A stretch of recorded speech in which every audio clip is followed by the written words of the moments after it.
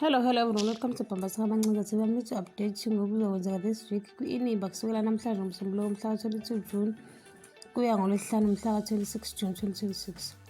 Umfowabo kaMawethu uzothiphisa uMawethu njengoba uLwandle ephumile nje ejele ukuthi njengoba ephumile ngeparoli kungenzeka ukuthi uzosiphindiselela. Thume kutshela uHlathu ukuthi unomona ukuthi unentodana lapha ngaphandle engazalwa uyena. Qha uzobuza azani ukuthi uhamba nini lapha emzini kama wakhe, abuze azani ukuthi ngiyaphi. Asho qha ukuthi ukubuyela emzini wakaNgcukana. Uyanga uya kwi-matric dance uzosengena nje kuchwaze ihall abafundi bazama ukumshutha athethe uprincipal kuze kuthi ude no-DJ kavale ingoma. Ipartner kaYanga ye-matric dance izofika kaMabandla uSomila.